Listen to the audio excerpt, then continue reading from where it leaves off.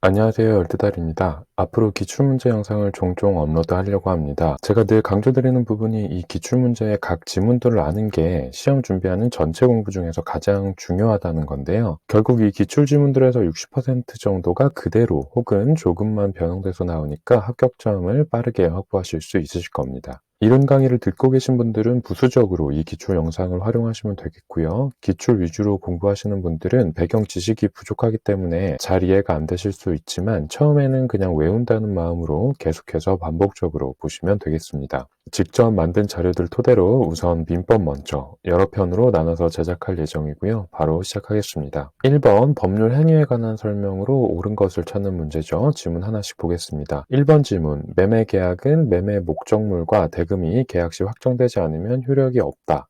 가 아니라 효력이 있죠. 예를 들어서 매매 대금은 추후 이렇게 저렇게 협의한다. 이런 계약도 유효하다는 거고요. 2번 지문, 매매 계약을 했는데 그 전날에 불에 타버렸다. 이런 경우를 원시적 불능이라고 하고요. 일단 무효입니다. 옳은 지문이기 때문에 정답이 되고요. 더 나아가서 채무자가 그 불능을 알았거나 알 수 있었다면 손해배상 책임이 따릅니다. 여기서 채무자라는 거는 매매 목적물을 잘 인도해야 할 책임이 있는 매도인, 임대인, 소유자를 의미하고요. 3번 질문, 목적 성립 당시에는 가능했지만 그 이행 전에 불가능하게 된 경우, 이런 경우는 후발적 불능이라고 하죠. 후발적 불능은 일단 유효하게 성립되기 때문에 무효가 아니라 유효이고요. 후발적 불능은 일단 유효라고 기억하시고 채무자 귀책 여부에 따라서 이행 불능에 따른 손해배상 책임이나 위험 부담의 문제로 넘어가게 되죠. 4번 질문, 이것도 많이 헷갈려 하시는 부분인데 강행규정 위반으로 인한 무효는 절대적 무효라서 선의의 제3자에게 대항할 수 없는 게 아니라 대항할 수 있죠. 잘 기억하실 부분이 선의의 제3자에게 대항할 수 없다고 하면 선의의 제3자를 보호하는 거고요. 선의의 제3자에게 대항할 수 있다고 하면 죄가 없는 선의의 제3자도 보호하지 않는다는 거예요. 절대적 무효에서는 선의의 제3자를 보호하지 않습니다. 마지막 5번 지분, 법률행위의 목적이 사회적 타당성이 없어도 개별적인 강행법규 위반이 아니면 유효하다. 말이 거꾸로 되어 있는데 강행법규 위반이 아니라도 사회적 타당성 결여 103조 위반이면 무효입니다. 다음 2번 문제 보겠습니다. 무효가 아니라 유효를 찾으면 되는 거죠. 1번 무등록자의 중개 영업행위는 효력 규정이라 절대적 무효이고요. 2번 부척관계에 따르는 부수적 약정은 103조 위반으로 무효입니다. 3번 영리를 목적으로 윤락행위를 하도록 권유한 자와 이에 협력하는 자, 선불구역정. 이게 2000년대 나왔던 판결 때문에 있는 지문인데 결론적으로 103조 위반으로 무효이고요. 이런 거는 사례 다 이해하려고 하지 마시고 그냥 외우셔도 괜찮습니다. 4번 지문, 도급인이 공사 완공이 불가능할 정도로 단축을 요구했고 할 수 없이 응했는데 그 기한을 못 맞췄다고 현저한 지체보상금을 물게 하는 것. 딱 봐도 좀 양아치 행위스럽죠. 104조 위반 폭리행위로서 무효입니다. 5번 변호사가 민사소송 승소 대가로 임야지분 받기로 한 경우 이거는 무효가 아니라 유효이고요. 정답인 질문입니다. 변호사 아닌 자가 혹은 변호사가 형사사건을 대가로 이런 식으로 나오면은 무효가 된다는 거 기억해 주시면 되겠습니다. 3번 문제, 단골 문제인 이중매매 사례인데 갑이 을에게 토지를 팔면서 중도금을 수령한 다음에 다른 사람인 병에게도 동시에 팔고 병한테 소유권 이전까지 한 상황이에요. 1번 질문, 특별한 사정이 없으면 병은 토지 소유권을 취득한다. 네, 우선 제2 매수인인 병이 취득을 하긴 합니다. 다만 병이 매도인한테 내가 더 비싸게 살 테니까 파세요. 이런 식으로 적극 가담했다면 무효가 되는 거고요. 2번 지문, 제1 매수인인 을은 최고 없이 갑과 계약을 해지할 수 있습니다. 매도인인 갑이 제2 매수인 병에게 소유권 이전을 해버려서 이행 불능이 되어버렸기 때문에 최고라는 행위 없이 바로 해지할 수 있는 거죠.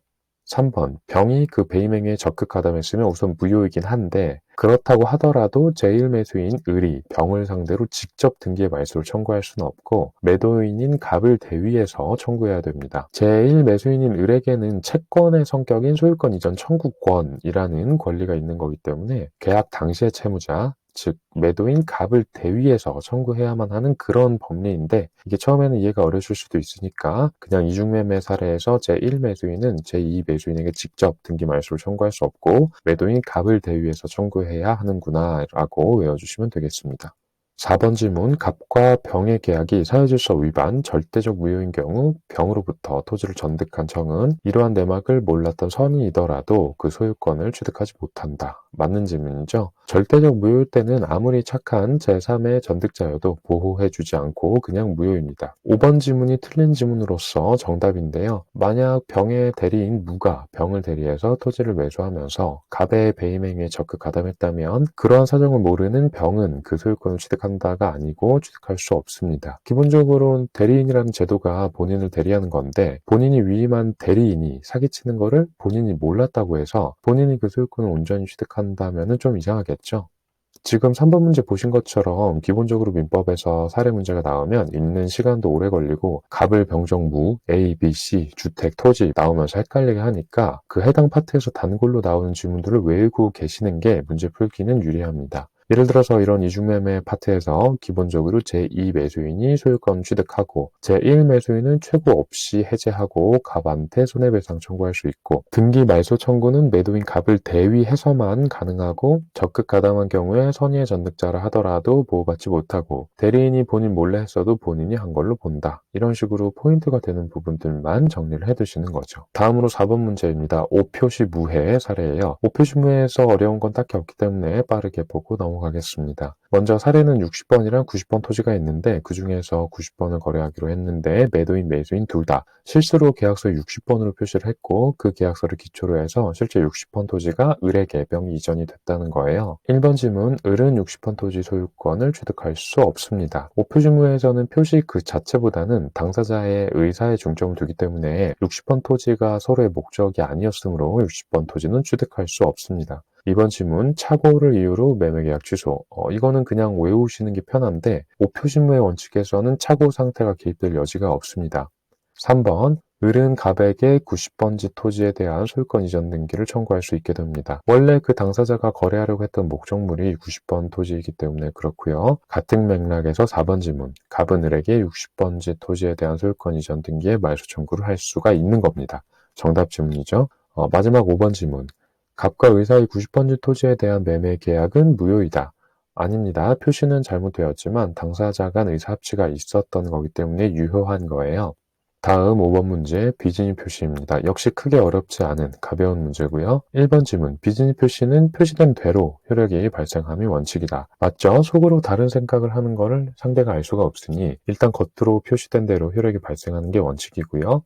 2번, 비진입에 관한 규정은 대리권 남용에 유추 적용할 수 없다. 틀렸어요. 2번이 정답이 되겠고요. 대리권 남용이 비진이랑 약간 비슷한 구조가 있어서 대리권 남용 문제에서 이 비진 표시에 관한 규정을 유추 적용하니까 기억해 두시고요. 3번, 상대방이 선의 무과실이면 원칙대로 표시가 된 대로 유효한 것 맞고요. 4번, 상대방이 비진 표시를 알거나 알 수 있었으면 무효이다. 맞죠? 그냥 하는 소리, 인사치레, 장난 이런 걸로 알거나 알 수 있었으면 유효하지 않다는 거고요. 5번, 공무원 사직 의사표시와 같은 공법 행위에는 규정을 적용하지 않는다. 맞습니다. 비즈니 표시 문제에서 뭔가 공무원이나 공법 행위 이런 키워드가 있으면 비즈니 표시 규정 적용하지 않는다고 기억해 두시면 되겠습니다. 다음 6번 문제 볼게요. 108조 통정허위 사례입니다. 사례 먼저 보시면 갑은 자기 소유 토지를 을에게 증여하기로 했는데 세금을 줄이려고 증여가 아니라 매매계약을 한 것처럼 해서 등기를 넘긴 상황입니다. 1번 질문, 매매계약은 유효하다. 매매계약은 꾸며진 거기 때문에 무효입니다. 2번, 증여계약은 무효이다. 실제로는 증여가 맞으니까 증여계약은 유효한 거고요. 3번, 갑은 을을 상대로 이전 등기 말소를 청구할 수 없다. 맞는 질문이죠. 3번이 정답이고요. 매매로 꾸민 게 잘못된 거지 증여 자체는 사실이고 증여로 인한 등기 이전 자체는 유효한 상황이기 때문에 말소를 청구할 수 없게 됩니다. 4번 질문이 많이 헷갈려 하시는 질문이에요. 제3자가 나오죠. 을이 이런 사실을 안 병에게 매도하고 이전 등기한 경우 갑은 병을 상대로 이전 등기 말소를 청구할 수 있다.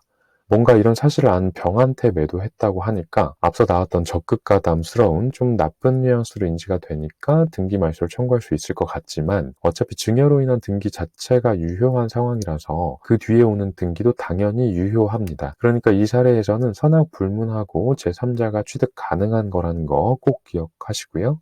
같은 통정호의 파트에서 이 은닉 케이스 말고 가장매매 케이스에서는 선악을 따져야 되는 거고 은닉행위 사례에서는 선악 불문하고 취득합니다. 마지막 5번 지분. 을은 소유권을 취득할 수 없다. 매매로 인한 것은 무효겠지만 증여 등기 자체는 유효하기 때문에 소유권 취득할 수 있습니다. 다음으로 7번 문제 차고입니다. 1번 지문 중요한 판례인데 간단하게는 그냥 차고 문제에서 해제 후에도 취소가 가능하다 이렇게 외우시면 되겠고요. 사례로 예를 들어서 매매 계약을 하고 나서 해제를 했어요. 계약 해제에 따라서 매수인 측에서는 계약금을 몰수당했습니다. 그런데 중요 부분에 착오가 있었다고 해서 취소를 주장한 거죠. 해제랑 취소는 달라요. 취소는 아예 소급해서 무효가 되는 거기 때문에 계약금 몰수를 안 당해도 되는 거거든요. 여튼 그래서 요건을 갖추었다면 해제 후에도 취소권의 행사가 가능합니다. 1번 질문이 정답이고요. 다음 2번 질문, 착오로 인해 취소한 경우 손해를 입은 상대방이 손해배상을 청구할 수 있다. 우리나라 민법에서는 착오로 인한 손배 책임에 관한 내용이 없기 때문에 일단 이 질문은 상식과 좀 반대로 생각해 주시면 됩니다. 착오에서는 손해배상 청구 못하고요. 3번, 착오에 의한 의사표시로 경제적 불이익을 입지 않더라도 취소할 수 있다. 틀렸죠? 경제적 불이익이 있어야만 됩니다. 4번, 중대한 과실로 인한 경우에는 상대방이 표의자의 착오를 알고 이용하더라도 취소할 수 없다. 취소할 수 있습니다. 우선 취소를 주장하는 측에 중과실이 있다면 취소를 못하지만 상대방이 그 중과실을 알고 이용했다면 취소할 수 있는 거예요. 헷갈리지 마시고요. 5번 표의자의 중대한 과실 유무는 착오에 의한 의사표시의 효력을 부인하는 자가 증명하는 게 아니고 효력을 지키는 자가 증명해야 돼요. 중과실이 있으면 취소를 못하니까 효력을 부인하는 자, 즉 취소를 원하는 사람이 증명하는 게 아니라 효력을 지키는 자, 취소를 원하지 않는 사람이 증명하게 되는 겁니다. 헷갈리는 지문이긴 한데 결국 중과실 유무는 효력을 지키려는 자, 즉 취소를 못하게 하려는 자가 증명한다라고 기억하시면 되겠습니다. 다음 8번 문제, 3자에 의한 사기 강박 사례입니다. 사기꾼 A의 기망에 의해서 갑이 을에게 건물을 매도하게 됐다는 거고요. 1번 질문, 매도자 갑이 사기당한 사실을 매수자 을이 알거나 알 수 있었으면 그걸 이용해서 부당편익을 취했다는 게 되니까 취소할 수 있는 거죠. 취소할 수 없다고 했으니까 틀린 질문입니다. 2번, 만약 A가 을의 대리인이었다면 을이 선의 무과실이더라도 갑은 매매계약을 취소할 수 있다. 맞는 질문입니다. 정답이고요. 사기 강박에서 대리인이 나오면 항상 취소 가능하다고 생각하시면 됩니다. 대리인이 사기친 걸 당사자 본인이 몰랐어도 대리인이 행한 모든 효과는 본인에게 귀속이 되는 거기 때문에 선의 악이나 과실 여부 따지지 않고 취소 가능합니다. 다음 3번, 이것도 자주 나오는 질문이에요. 갑이 A를 상대로 불법 행위를 원인으로 하는 손해배상을 청구하기 위해서는 을과 매매계약을 취소하여야 한다. 아닙니다. 매매계약 취소 선행 여부랑 관계없이 사기꾼 A한테는 손해배상 청구가 가능하니까 상식적으로 생각해 주시면 됩니다. 다음 4번, 당사자 일방이 시가를 묵비한 것도 기망이다. 아니죠. 서로 사정도 다르고 시세 흐름을 빨리 주는 사람도 있고 아닌 사람도 있고 케이스가 워낙 많을 텐데 시가를 묵비한 걸로 기망이라고 하면 거래 안정성 자체가 흔들리기 때문에 이런 걸로 기망이 인정되진 않습니다. 마지막 5번, 이건 제3자 관련된 질문은 아닌데 사기 강박 파트에서 꽤 자주 나오는 질문이라서 넣어봤고요. 분양할 때 단지 인근에 공동묘지가 있다는 거를 계약자한테 고지하지 않는 거는 기망행위에 해당합니다. 해당하지 않는다고 했으니까 틀린 질문이겠고요. 자, 다음 9번 문제는 대리인 문제입니다. 1번, 임의 대리인은 자유롭게 복대리인을 선임할 수 있다. 아닙니다. 복대리인도 본인에게 효과를 귀속시키는 대리인이기 때문에 본인 허락 없이 마음대로 선임할 수는 없고요. 본인의 승낙이 있거나 불가피한 경우에만 임의 대리인이 복대리인을 선임할 수 있습니다. 다음 2번, 복대리를 선임할 때 임의 대리인은 본인의 이름으로 복대리인을 선임해야 된다. 민법은 이게 본인, 자신 이런 것 때문에 좀 헷갈려요. 여기서 본인은 자기 자신이 아니고 임의 대리인을 선임한 본인, 그 본체를 말하는 거예요. 근데 복대리는 그 본체 이름으로 선임하진 않고 임의 대리인의 이름으로 선임하는 거기 때문에 틀린 질문이 되고요. 3번, 임의 대리인이 선임한 복대리는 임의 대리인 이름으로 법률 행위를 하여야 한다. 아닙니다. 복대리던 복복대리던 복복복대리던 전부 다 그 본체, 본인을 위해서 본인의 이름으로 법률 행위를 하는 거고요. 그렇기 때문에 그 모든 효과는 본인에게 귀속되는 겁니다. 4번, 임의 대리인이 선임한 복대리인의 복대리권은 임의 대리인의 대리권이 소멸해도 소멸하지 않는다. 아니죠. 상식적으로 생각해보면 복대리인은 결국 임의 대리인이 선임하는 거니까 임의 대리인의 대리권이 소멸하면 복대리인의 복대리권도 소멸합니다. 마지막 5번, 법정 대리인이 나왔어요. 부모나 후견인을 뜻하고요. 부득이한 사유로 복대리인을 선임한 경우 본인에 대해서 복대리인의 선임 감독에 관한 책임이 있다. 맞는 질문입니다. 법정 대리인이 목대리를 선임할 때 원칙은 선임감독 책임이 아니라 조금 더 빡센 책임인 무과실 책임이에요. 근데 단서로 부득이한 사유로 선임했다고 나오죠. 이때에는 책임을 조금 하향 조정시켜줘서 무과실 책임이 아니라 선임감독 책임으로 해줍니다. 그러니까 법정 대리인 나오면 원칙은 무과실 책임, 부득이하면 선임감독 책임, 이렇게 기억해 주시면 되겠습니다. 맞는 질문이니까 5번이 정답이 되겠고요. 다음 10번 문제, 10문제씩 끊어서 하는 게 좋을 것 같아서 여기까지 하고 다음 영상에서 이어나갈게요. 10번 문제도 대리권 문제이고 이번에는 사례 문제입니다. 갑은 자기 소유의 X 건물을 매도하기 위해서 을에게 대리권을 수여했다. 틀린 것은 1번 지문, 대리인 을이 사망하면 특별한 사정이 없는 한 을의 상속인에게 그 대리권이 승계된다. 틀린 지문입니다. 정답이고요. 대리권은 상속되지 않습니다. 대리인이 사망하거나 파산하거나 성년 후견인 개시가 되면 대리권은 소멸합니다. 2번 지문, 대리인은 특별한 사정이 없는 한 매매계약에서 중도금, 잔금을 수령할 수 있다. 맞습니다. 계약 해제는 할 수 없지만 중도금, 잔금 수령은 할 수 있고요. 3번, 본인 갑의 습관행위는 묵시적인 의사표시에 의해서도 할 수 있다. 맞습니다. 습관행위는 불효식 행위이기 때문에 묵시적 의사표시로도 할 수 있는 거고요. 4번, 을이 대리행위를 하기 전에 갑이 수권을 철회하면 을의 대리권은 소멸한다. 네, 맞죠? 철회하면 당연히 소멸하는 겁니다. 마지막 5번, 대리인 을은 본인 갑의 허락이 있으면 갑을 대리해서 자신을 X 건물의 매수인으로 하는 계약을 체결할 수 있다. 뭔가 활자로만 보면 어뷰징 같은 느낌이긴 한데 어쨌든 본인 허락이 있으면 자기 계약을 할 수 있습니다. 자, 여기까지 10문제 다뤄봤습니다. 반복적으로 들으시면서 연관된 내용을 계속 떠올려 주셔야 이 영상을 보시는 의미가 있어요. 들으시면서 아 맞다 저거 뭐였지? 이렇게 가물가물한 내용이 있으시다면 체크해 두셨다가 강의를 한 번 더 들으시거나 책을 한번 훑어보시면 확고하게 기억에 각인이 되실 겁니다. 이 기출 해설 영상들은 이런 식으로 활용해 주시면 좋겠고요. 계속해서 도움이 되는 컨텐츠 업로드 하겠습니다. 감사합니다.